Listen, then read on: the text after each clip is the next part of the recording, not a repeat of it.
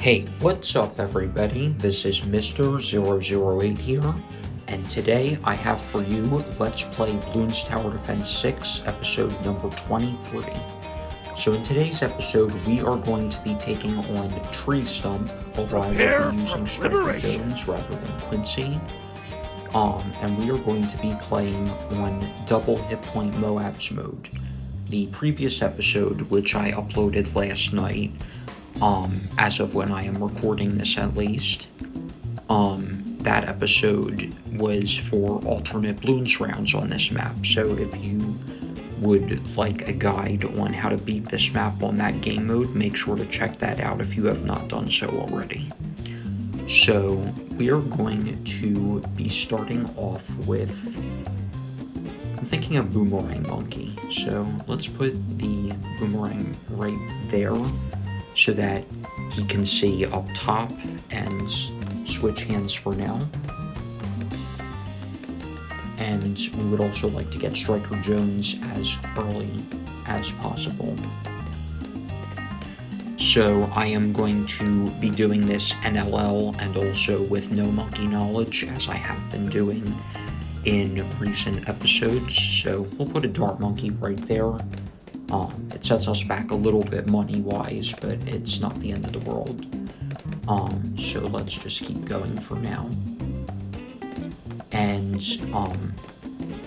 I would also like to take this video as a chance to ask you guys a question before we get too far into things. But before I do that, I would like to say that I saw a post today on the BTD6 subreddit. I'm not sure if it was posted today, or at some point earlier. However, I did see the post today, and the post that I am referring to is a post about a bug involving the Super Maelstrom. And supposedly that upgrade was removed from the game entirely, temporarily. Don't worry guys, it's back. But it was removed temporarily because there was a bug that caused the ability, when used, to just, like, wreak havoc on all nearby MOABs and, like, pop them in one hit. So, I did not get to see gameplay of that bug, but, it was interesting seeing, like, what Ninja Kiwi did, because of the bug and because of how players were abusing said bug. But yeah, just wanted to point that out. And now getting to my question. My question for you guys is, what other games would you like to see on the channel?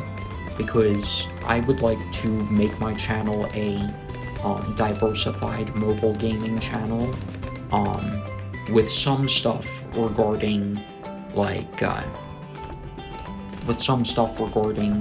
long-term series like I'm doing with BTD6, as well as some stuff that may be like more short-term series based off of what said series is about, or based on the game that is being played. Like, for example, the Road to All Lavas series that I did in Clash of Clans on my Evil Empire account a while back. So we're going to restart that round, no big deal though. But yeah, something like that would be like a temporary series example. But there are some other series as well, out there that, could be like short-term series. And whether your idea is of a short-term series or for a more long-term series, feel free to drop it in the comments below, because I do want to diversify the channel, bring in like more of a like a broader viewer base. But don't worry, I will not be spending any less time regarding BTD6 on the channel. I just want to make that clear. This is not going to be a channel that only involves part-time BTD6, but it won't be a BTD6 only channel either. So I just want to make that clear, what my goals are in that regard. So let's go ahead and get some more stuff here. I'm thinking of getting a monkey village like right up here, so that all of the towers on the stump still can get buffed there. I didn't mean to press the powers button, so let's do that for that camo green. And we are going to be getting some more bomb shooters pretty shortly, because that is one of the main towers that will be involved in my strategy for this game. Oh yeah! But continuing on, please also let me know if the game sound or the hero audio, for example, is too loud and you're having a hard time hearing me, because I will make changes that may be necessary in future videos if that is a problem. On my end, I can barely hear it, I just know that it's there.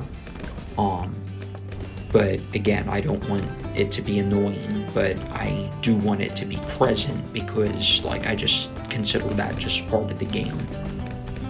So if you guys want me to lower that, let me know. But getting back to some games that I was referring to, I'm not going to mention which games I'm talking about just yet, but I am thinking about some specific games for the channel, based primarily off of what I consider to be like my favorite childhood games. And some of them were like really fun, and if I were to play them again, like I would just get like a big wave of nostalgia from doing so. So I just want to point that out, and I would be happy to put some of those games on the channel, for example. And some premieres for those games may be in fact associated with my 3,000 subscriber special. I'm not sure exactly what I want to do yet, but I do have somewhat of an idea for what I would like to make out of my 3,000 subscriber special, and because it is a pretty solid milestone on this channel, and I would like to make something pretty big and memorable out of that. So I think what I am going to do now is get a primary training village. We should probably also get this upgrade, and even sharkins for that matter, because of the camos. So let's do that. And we will also get the primary training, and we should get some Moab maulers now, because the Moab on round 40 is basically a fortified Moab. Visually, it is a normal Moab, but in terms of how much health it has 400 hit points, so it's like a fortified Moab in that regard. So we are definitely going to need a couple of these Moab maulers right here for that. And we may or may not have enough money for a second one, but we may need to sell something. Okay, nice, there we go. Target So, that MOAB. There we go, we popped the Moab layer, and it's looking like we are good as well for everything else. The frags seem to be doing a good job for us here as well, and I didn't mainly, like the main reason I got the frag bombs cross path is not so much for a little bit of extra popping power, although it does help. And look at that range on these bomb shooters now. We may have a camo problem here. Yes, we do have a camo problem there. But look at that range on those bomb shooters now. It's definitely pretty solid, pretty big. Let's see if we have enough camo popping power now. We may or may not. I think we're good. Yeah, there, we're good. So let's get that. Let's also work towards the radar scanner, because it would be nice to have our main towers able to pop camo balloons, so we will get that right there. But yeah, there are definitely some games that I would like to make short-term series for, as well as some other games that I would like to make more long-term series for on the channel. And if you want to know the sort of direction I want to take the channel in, take a look at, for example, Zach Scott Games. And I'm not sure how many of you heard of him, but he is pretty famous from what I know, at least in the gaming world on YouTube. So take a look at his channel, and basically a more mobile gaming version of that is where I want to take my channel. Although I am open to some PC games, for example, as well, here and there. But first of all, I want to keep my channel mainly mobile gaming, and second of all, I would like to, if I do end up making a PC gaming series of some kind, I would like it to be based off of a game that I have already played and beaten. And I would just like to make it like a trip down memory lane sort of thing to share that experience with all of you. So just so you have an idea of like what kind of series I am looking to create on the channel. There is that. And I'm also willing to play a couple of Bloons fan games as well. However, I do not have the correct kind of computer, I believe. I'll have to do some research on that actually. But I may or may not have the correct kind of computer to load and play those games. But if I do have the computer type that is necessary, I would definitely like to get started on a series of that kind pretty soon. But at the same time, I don't want to give too much away regarding what I want to do, because then it wouldn't really be much of a surprise. So yeah. So, looking at where we are at now, we have $14,000. I may get a Perma charge. Some people may say that I am not using the correct cross path, which I do understand because the pierce is a little low on the bottom cross path. However, the top cross path, the glaives, cannot pop lead balloons and only is half as powerful against each individual balloon. It has like close to triple the pierce, but only half the damage. So, and it can pop lead balloons, the glaives cross path. So that combined with the fact that it's double hit point MOABs that we're playing on, is the reason. Like those are the reasons why I prefer the bottom cross path in this instance. So we may have a little bit of an issue here, I'm not totally sure, or we may be fine. I did not mean to press that, I just held my finger there, and all of a sudden that menu came up. It looks like we're fine for this round, but we are going to need a little bit more defense for round 63, of course. So we will be getting a recursive cluster right there. Got it on the first try. That should put us in a safe spot for this round. Just one recursive shot with the top cross path pretty much obliterates the ceramic rushes there, which have like 40 to 45 ceramics each, possibly even 50 ceramics each, and like that's just crazy how strong this tower is.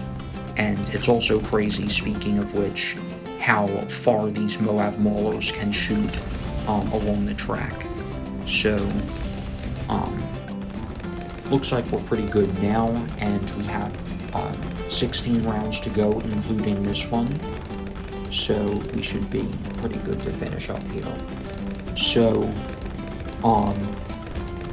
also, I would like to know what your thoughts are on BTD6 now compared to when it first came out. Like, how do you like the game now compared to when it first came out? And like, would you say it's better by a small margin or a big margin now compared to then? I would think it's definitely better now than it was originally, because BTD6 when it first came out did not have, for example, boss Bloons, it did not have Odysseys, it did not have contested territory, it did not have co-op. Not that co-op is very popular in BTD6 because of cash being so tight when there are so many players. Not that 2 to 4 is so many, but still, like, combining that with, like, the player 3 type of mentality, like, because I've seen some memes relating to that. But yeah, like, just different things like that can make co-op pretty unfun, in BTD6 compared to BTD5, for example. But overall, I'd say the game is better now, and there were a lot of towers that sucked back then when the game first came out. Like, the Inferno Ring was a pretty bad tower back then. Archmage was okay, but it wasn't that good. The Turbocharge and Permacharge, I think, were relatively weak compared to now.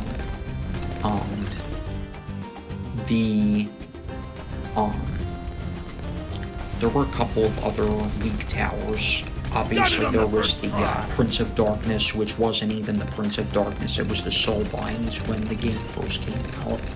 And other than this ability, which would sell towers to tank lives so that you wouldn't lose, it was basically the same thing as a Necromancer, but it cost like $25,000.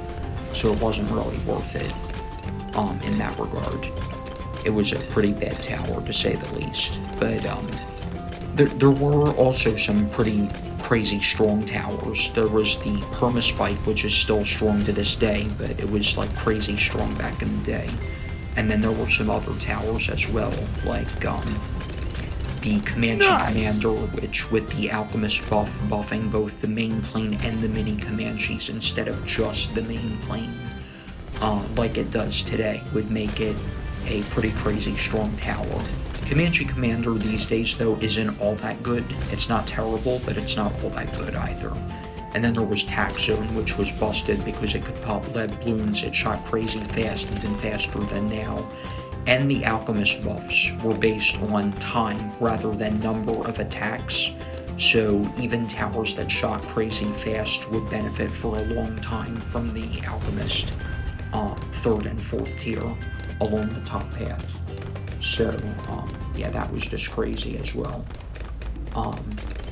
But overall, I definitely think that the game is in a better spot now, and I'm glad that Ninja Kiwi has progressed the game to where it is now. There are a few things that I would like to see in BTD6 that aren't here yet, such as mod support in the normal game, so you don't have to download the mods, like using these sites like Melon Loader and all that, instead. Target that COMG! Yeah, like, stuff like that. Right! I would like to see, and also a map editor. I think I may have already said that actually, but even if I didn't, because it was in BTD4, and I still remember those days, I would like to see a more modernized version. Also, extreme maps would be pretty cool, like in BTD5. Possibly that give you EXP rather than monkey money as rewards for beating them. But anyways, also mastery mode, almost forgot that. I'd like to see that in BTD6. But we beat double hit point MOABs just like we set out to do. No lives lost, no monkey knowledge. So that's going to wrap it up for today's video, you guys. Thank you all for watching, and I hope you've enjoyed. If you have enjoyed, make sure to leave a like and subscribe for more interesting content. And I will talk to you all again in the next video. Peace out.